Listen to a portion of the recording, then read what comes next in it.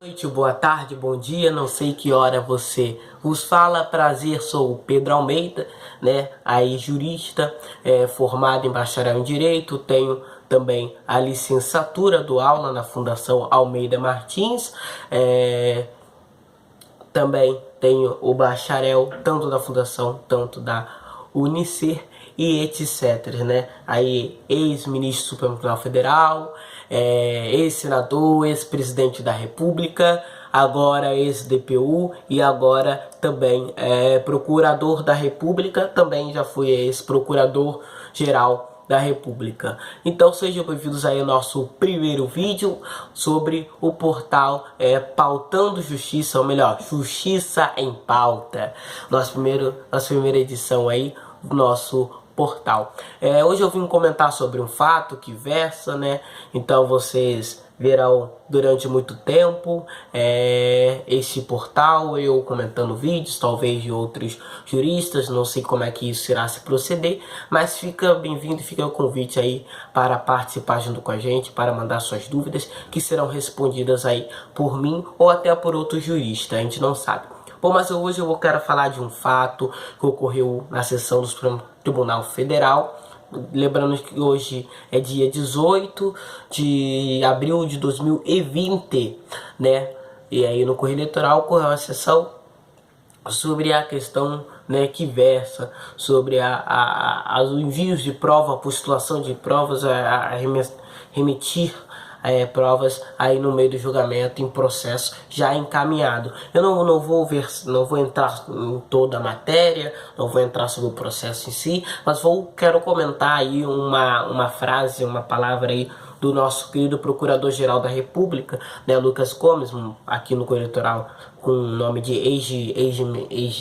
acho que é Eiji Gomes, ou Eiji Menezes, um negócio desse, aí nosso Procurador-Geral da República, que afirmou, né, o cara, ou mesmo é procurador de carreira na vida real, e afirmou aí sobre a questão de fato que o juiz, o magistrado, na vida real pode aí fazer a apresentar as provas, não pode postular, ou seja, criar as provas, mas pode aí apresentar, se ele tiver essas provas, apresentar essas provas em qualquer momento do processo, uma vez que não irá haver nenhum prejuízo para nenhuma das ambas partes do processo, mesmo que essas provas sejam pró-acusação, né, ou seja, pró-réu, etc., em qualquer situação, qualquer hipótese. Sendo que eu queria comentar, explicar, dar meu entendimento, talvez eu esteja errado, talvez vocês não podem acreditar, talvez eu seja o único que tem esse entendimento, mas eu quero compartilhar com vocês, que é sobre a seguinte questão. No corrida eleitoral, é muito legal estudar as coisas de fora, as coisas da vida real, mas temos que entender que nós temos no corrida eleitoral um sistema jurídico mais ou menos meio precário, posso dizer. O Márcio em si, o aplicativo em si não disponibiliza uma coisa ampla, uma coisa bem abundante de opções jurídicas para nós aplicarmos. O que nós fazemos temos o aplicativo auxiliar, que é o Amino, né? Nós usamos o Drive, etc, os documentos, aí para dar uma complementada na nossa atividade jurídica, nossa atividade judicial no corrida eleitoral. Mas o que nós temos que entender é que no corrida eleitoral, diferente da vida real, o juiz, o advogado, ele tem totalmente processo, ele susta o seu relatório, ele é assustado, ele é lido em sessão. Ou seja, aqui no corrida eleitoral, isso não existe.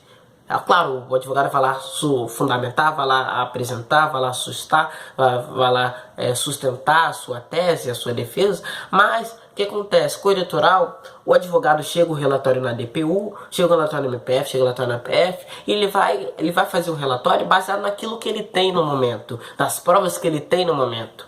Então, o que acontece? A partir do momento que um advogado vai no Ministério Público Federal, recorre ao Ministério Público Federal, que no jogo é a função, é o Ministério, é a instituição que é responsável por recolher e armazenar as provas das ações, nós temos que pensar isso no contexto para o jogo, na vida real, com certeza, um juiz, a justiça em si, a maneira tem essa função de armazenar as provas, mas no jogo não, é só o Ministério Público Federal. Então nós temos que pensar nisso no contexto para o jogo. Então o advogado defensor público vai lá no Ministério Público Federal e solicita os autos da ação, solicita as provas do processo. E o que acontece? O Ministério Público Federal afirma que não tem prova. Preste atenção, anotem, afirma que não tem provas. Perfeito. O advogado vai pegar esse fato e vai aplicar vai postular, vai criar o seu relatório e vai com certeza afirmar nesse relatório que não há prova. Se não há prova, não há crime. Vai aí aplicar a lei, vai aplicar o artigo 4 da Constituição, do lado jurídico perfeito, vai aplicar aí o artigo 1º do Código Penal e vai informar e vai levar ao juízo que não há provas. O MPF afirmou que não há provas. Então, se não há provas, não há crime, né? Então, a gente tem que entender, e é esse o entendimento que o advogado vai ter sobre essa situação. Portanto, no dia do julgamento, o juiz, o ministro, o magistrado, simplesmente apresenta as provas, o qual a defesa não tinha conhecimento. Então, se essas provas são apresentadas na sessão, a defesa não tinha conhecimento, como é que a defesa vai fundamentar, vai sustar um relatório com fatos novos? Se há fatos novos, o processo deve retroceder, voltar à origem, para a defesa sustentar, para a defesa refazer o relatório. Por que no Código Eleitoral o advogado não pode mudar o relatório dele? O relatório dele está no jogo e é aquele relatório que ele vai seguir até o final do processo. Ele só vai no Supremo Tribunal Federal sustentar essa tese dele, sustentar essa defesa. Então, não é que nem na vida real. O relatório, o advogado, na verdade, ele pode mudar diversas vezes ao seu entendimento, mudar diversas vezes o seu relatório, porque o relatório final dele é apresentado na sessão.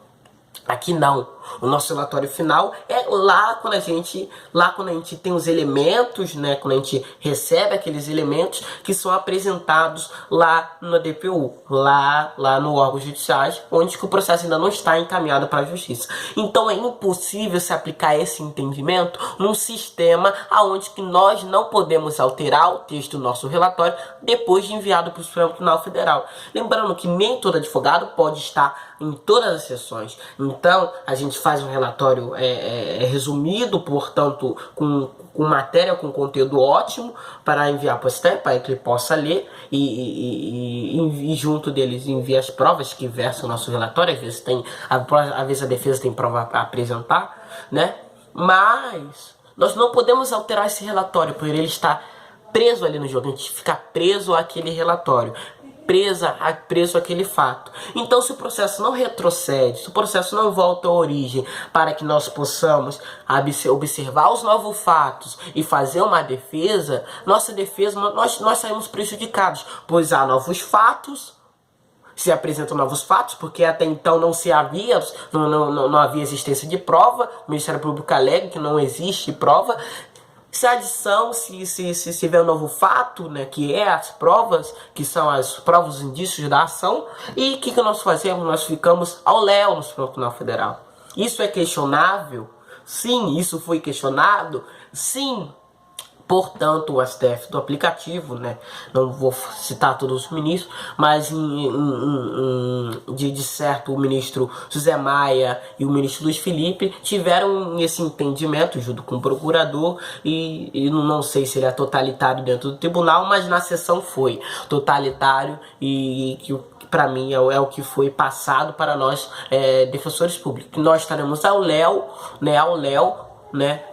numa situação como essa, porque simplesmente o juiz, o magistrado, né, ele quer fazer a função do procurador, que é correr atrás de prova. Então o ministro, o juiz que ama, né, condenar réu, que ama sair por aí condenando as pessoas, não observa ou que simplesmente não quer observar os fatos, ou é deficiente visual, ou idiota útil, a gente não sabe da situação de cada juiz. Então, se Se tem um juiz que tem essas provas estão escondidas em algum lugar que ninguém sabe aonde, estão escondidas obscuras, provas obscuras estão escondidas em algum lugar que ninguém sabe onde está, que eu não sei onde está, porque eu sou DPU, eu sou defensor e eu faço meu relatório baseado nos fatos. Então essas provas estão escondidas, a gente vai no Ministério Público Federal, o Ministério Público Federal alega que não tem provas, depois aparece com as provas, à la vista, baby, uma mágica,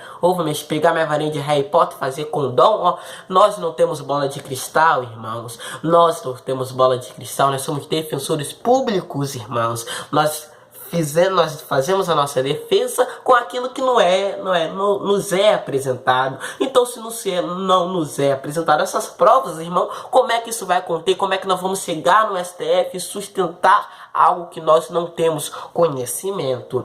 Então, essa é a pergunta. Fica a pergunta aí para os juristas, para os bons, os Malaya Carries do judiciário, né? Fica a pergunta ao ministro Luiz Felipe, ministro Zé Maia, como é que nós vamos fazer para alterar esse relatório, né? Quero saber o que nós vamos fazer, qual é a mágica, né?